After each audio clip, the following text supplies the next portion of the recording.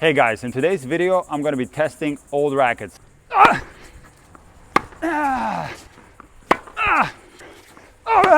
And what's the point of this, you ask yourself? Well, I'm a bit of a tennis nostalgic and I love old rackets, and I also find it very interesting how the racket technology has changed over the past 50 years or so. And the first old racket I'm going to be testing is the Bjorn Borg Donnay Allwood. This is one of the old-time classic rackets. And a couple of interesting facts: Bjorn Borg used to string these rackets at 70 pounds, and it was so tight that these rackets would snap by themselves. This racket is also very heavy, weighing in at 14 ounces, and it has an extremely small head measuring 66 square inches. Now, one cool thing about wooden rackets is that you could measure the net with the racket, because every wooden racket was 27 inches in length and 9 inches in width, and it happens to be 36 inches if you put those two numbers together, and that is the height of the net. So let's test it out. Let's see if this net is the accurate height. So we're going to take the length and then take the width.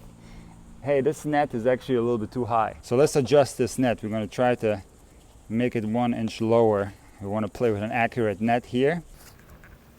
Okay, that's probably about an inch. And let's measure it again.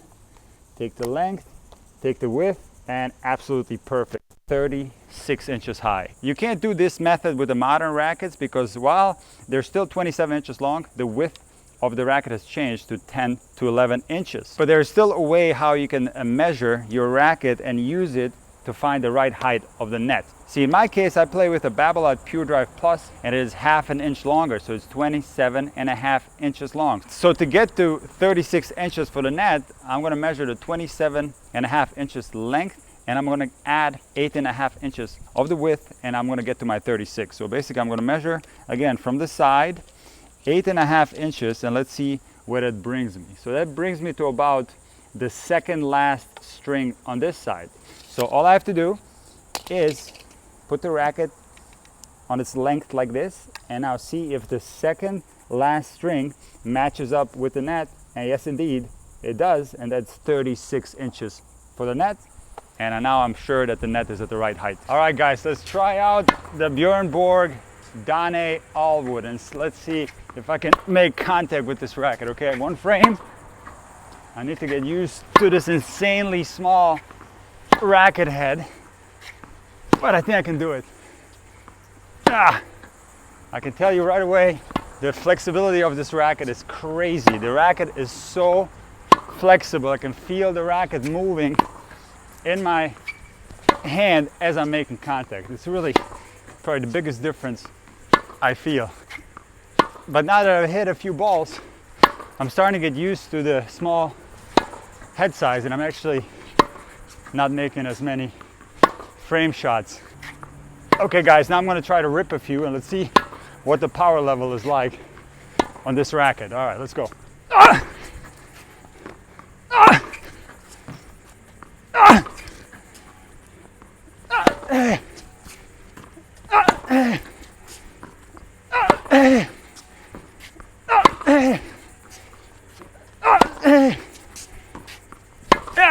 One more. Guys, it's not bad actually. It's a really nice racket. After a few shots, I did get used to the small racket head, and surprisingly, the racket does have quite a bit of power. Okay guys, here's the important question. How's the feel with the wood? Let me try out a few drop shots. It's incredible, guys. I can tell you that the racket is so soft, the feel is absolutely amazing. In fact, I would say it's a little bit better than with the Babolat racket. Let me try one more. Let me try one more here. Oh yeah, there it is. Okay guys, let me try to rip a few backhands and I'll let you know what it feels like. Wow. I gotta tell you, the power is surprising on this racket. I'm getting quite a bit of response from the frame. I would have never thought so. Now, of course, if you catch it off center, you're in big trouble. You get absolutely nothing. Let me try one more. That's too low. One more. Nice. Okay, let me try a few volleys. Oh, that felt weird. Oh, that volley feels awful. I gotta tell you, the volley is completely different. I have to get used to the feel. There's too much vibration. I'm gonna have to really minimize the movement. Let me try backhand. Guys, the volley for some reason does not feel as good as the ground strokes. And it's surprising because guys back in the day used to volley a lot more. So let me try a few volley drop shots. Oh my goodness, this is insane. And one interesting thing about volleys is that the modern volley technique doesn't transfer well into the wood racket because modern volleys have a lot more lag, there's a lot more swing.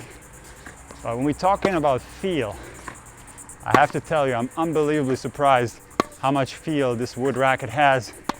I can hit drop shots that are coming off the racket so clean. Guys, it's like cutting with a knife through butter with this thing. The feel is absolutely spectacular. The next racket I'm going to test is the T3000 Wilson racket. And this is one of the first metal rackets that was made. It was actually inspired by René Lacoste, who designed the blueprint for the metal racket. And the first one of these that came out was actually the T2000, used by Jimmy Connors. And this thing came out in the 60s, and not all players switched to the metal racket. Most continued using the wooden rackets, but just holding this racket in my hand, the racket feels super flexible. The head size is super small, measuring 67 square inches, and it's a quite heavy racket.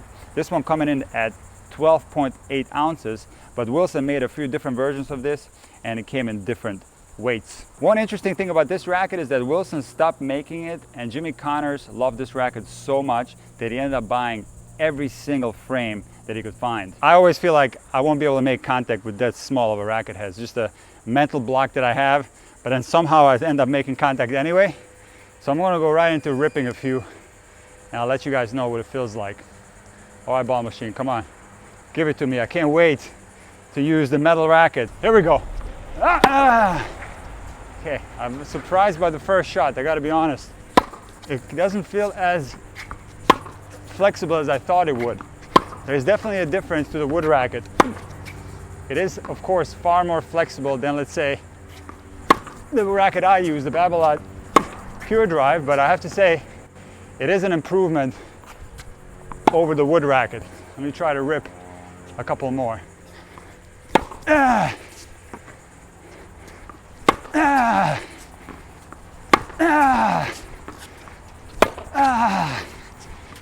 Off center hits are brutal, of course. For some reason I'm making better contact than with the wood, and I'm getting actually more power. I have to say, no wonder Jimmy Connors was buying these off the racks. This racket has tons of power compared to the wood. One more. One more. One more. There it is. Woo! Guys, I'm a big Jimmy Connors fan, and I'm of course going to do a two-handed backhand with the metal racket. But first, let's check the feel of this thing. So again, I find the stiffness more comfortable for me because I'm used to it. I'm controlling the ball a lot better. I have to say, this is night and day compared to the wood. Okay, here we go. Here comes the Jimmy Connors two-handed backhand. Let's see what this racket is all about. It feels pretty good. Much, much better than the wood. I have to say, this is night and day, guys. No comparison. The racket's coming off the racket much cleaner, and there's a lot more power. Let me do one more. Now they are going long a little bit, possibly because of the long throat. I'm not sure, so I gotta slow it down. Put some more control on there. That was good. Better. Let's try a few volleys. All right, the volleys already feeling a little bit more clean compared to the wood. Oh yeah. Now the modern volley technique works, of course, a little better with this racket because I'm getting more stability. Now let's try a drop shot. And one dropper. Can't do it off a high ball. One dropper. Get over there. Nice. All right, guys. This racket, I have to say, big revolution in the racket technology. This racket is night and day compared to the wood. There's a lot more power. Most importantly, there's a lot more stability in the frame, and I was experiencing a lot easier time generating pace. And we're going in chronological order here, and here we have one of the all-time classics. This is one of the first graphite rackets that was ever made, and it's the Dunlop Max 200G, used by Steffi Graf and John McEnroe. Now the head size has started to increase with the graphite rackets. This one is measuring 85 square inches, and this particular model is 12.6 ounces, but I believe Dunlop had different versions of this, and McEnroe's and Graf's rackets was a lot heavier than this one. And this graphite racket was still inspired by the wooden rackets. You can see that the throat is kind of elongated, and then the head sits a little bit higher in the frame. All right, Max 200G Dunlop. Guys, I can't help myself. I want to be like Johnny Mac. This racket has Johnny Mac's name written all over it. It's so fun to play like this, I gotta tell you, but I can't. So let me try my technique. Wow, you guys hear the sound? Difference between graphite and metal? It's insane, listen to that. Ah, ah, one more.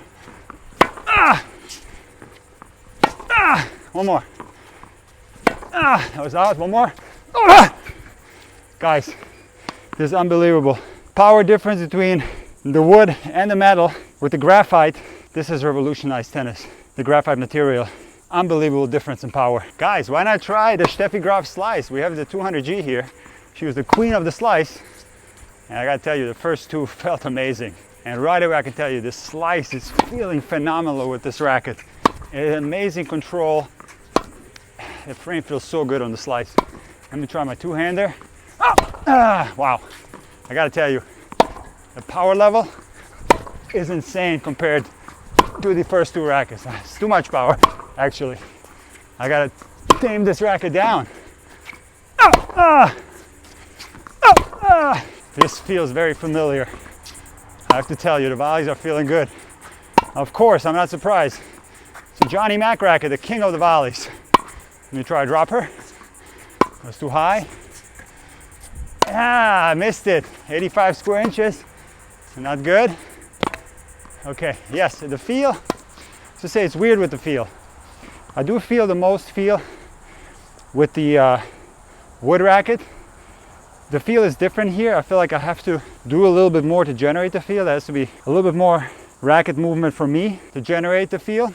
Where with the wood racket, the racket is absorbing the ball so amazingly well, you don't really have to do anything. But I would say the feel is better on the wood. And guys, this is one of the old-time classic rackets. It's the Prince Graphite. And this particular version is the Prince Graphite long body, the Michael Chang version. It has a 107 square inch head, and it's actually longer. It's 28 inches long, 1 inch longer than the regular 27-inch length. And guys, I actually used this racket as a junior, and I love this racket. It still feels amazing just swinging it in the air like this. I could play with this racket right now. And this racket was very popular on tour in the mid to late 80s with players such as Monica Seles and Andre Agassi that used this particular frame. And guys, this racket came out almost 40 years ago, and if you look at the design of this racket, it's very modern. Actually, this is what the rackets look like today. If you look at the throat, it's being separated very close to the grip.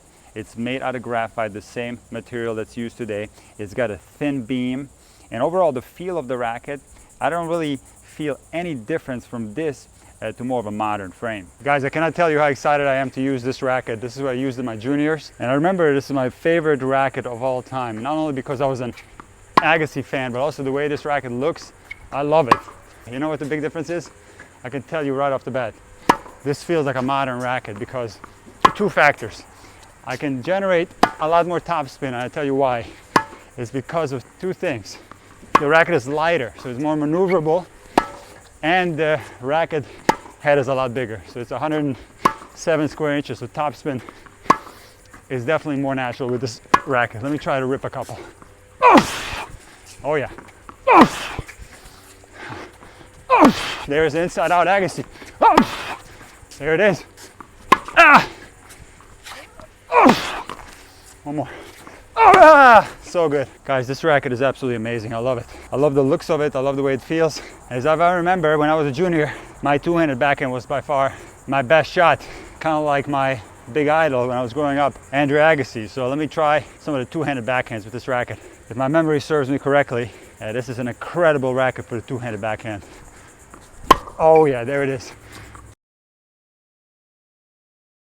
As we all know, in modern tennis we have lost some of the finesse, and so actually the modern rackets are not as good for volleys as the old ones. The volleys are nowadays hit with a lot more of a lag, where back in the day it was more of a deflective shot, and basically players were blocking the ball back. So actually, if I just block the ball back, I don't get quite as much response as I did with the wood. So I almost have to lag the racket a little bit more to make that ball pop. My volley well with this racket because it's almost identical to my Babolat Pure Drive Plus. Let's try some drop shots with the Prince Graphite and let's see what the deal is. Oh no, see? Less feel. I'm getting used to the wood now and to the metal racket. One more. Okay, yeah, but definitely a little bit less feel, I have to say. Just like the Dunlop 200 Max G, you need to do a little bit more with the racket to manufacture the feel. And guys, of course, I wasn't going to forget about the serve. It's very important to see how these rackets are playing on my serve. So let's start off with the all-wood Donnay Bjorn Borg. Okay guys, I'm actually going to call it because both of those serves I felt in my arm big time. I can tell you the power level of this racket compared to the racket that I use is ridiculously low. There's no comparison. I'm almost getting nothing out of this frame and my arm is starting to hurt. So just two serves with the Donnay. I can't do it. All right, let's see the T3000 metal. I'm afraid my arm's going to come flying off with the racket on this one. Okay, better than the wood, but still, yikes. Not feeling too good. Big reduction in power. Let me try one more. Okay, I'm going to also call it after two serves. Definitely more than the wood, but still no comparison to the modern rackets. All right guys, so now the Dunlop Max 200G. Let's see how this plays. Just kidding. I wanted to do that because I love McEnroe. All right. I'm afraid for my arm again, but I'm willing to sacrifice it. Let's go. Okay, definitely better than both of those, but still no comparison to my Babolat. Let me try one more. Okay, yeah, definitely faster than the other two, but still, I don't feel I'm getting anywhere near what I'm getting with my racket.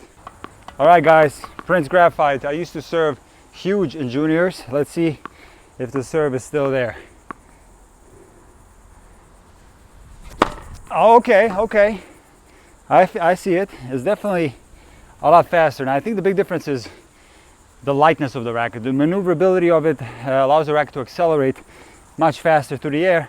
And of course, the bigger racket head size helps too. Let me try one more.